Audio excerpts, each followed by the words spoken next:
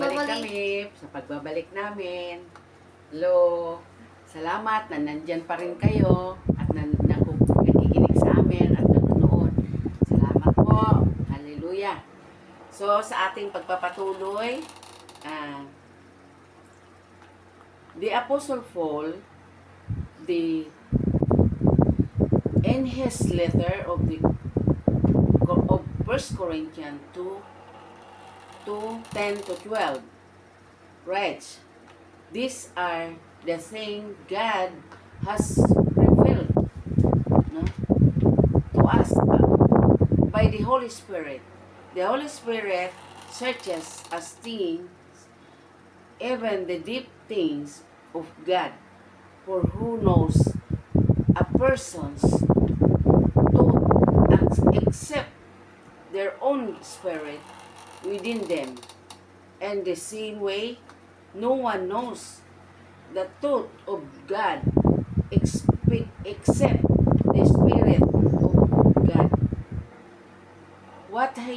What we have received in not the spirit of the world, but the Spirit who is from God, so that we may understand what God has freely given to us. Amen. As we surrender to the guidance of the Holy Spirit, He empowers us to live victoriously and walk in alignment with God's will. Amen. This wisdom He imparts surpasses human understanding, guiding us in decisions both big and small. In conclusion, let us reaffirm our commitment to faith in our God, in our Lord Jesus Christ. May we embrace the discipline of prayer without ceasing, recognizing its transformative power in our lives. Let us depend on Jesus alone for our salvation and draw upon the wisdom of Holy Spirit as our guide and counselor. In doing so, we will experience the fullness of God's love and grace now and for all eternity. Amen. Amen. No? Ah, sa ano na to, sa prayer nito, yung Meron pong nakikisama. ang palaging binabalik-balik ng Lord dito, yung Holy Spirit, no? Ang Holy Spirit na kay Kristo. Kailangan palagi tayo mag-depend sa leading ng Holy Spirit sa ating buhay, no? Minsan pag tayo nagpe-pray tayo, minsan magtaka tayo bakit na-discern natin ang Holy Spirit ng Lord, at kung bakit natin natutunan paano tayo manalangin at paano tayo accept ng Word of God.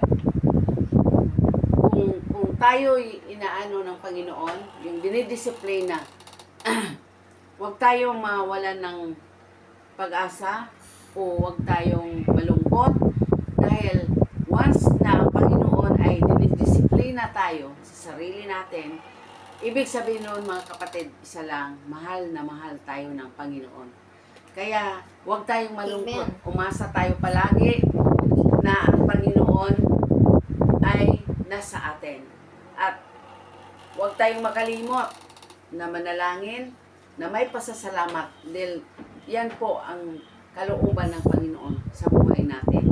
Kaya sa aming mga ginagawa na ito, even yung mga bibig namin, mga dila, no? Say hi. Namimilipit na minsan sa kakabasa ng Ingles. Dahil nga, hindi naman tayo mga Amerikano, hindi tayo ay mga Pilipino. So, nanibago lang kami na magbasa ng Ingles. So, kung ano man po yung aming mga nagawang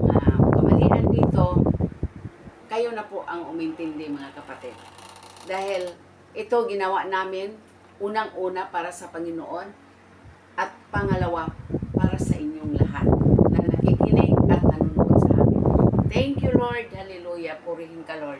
At sambahin ka, Lord, sa Espiritu at sa katotohanan. To God be the glory. Amen and amen. Bye-bye. Bye-bye.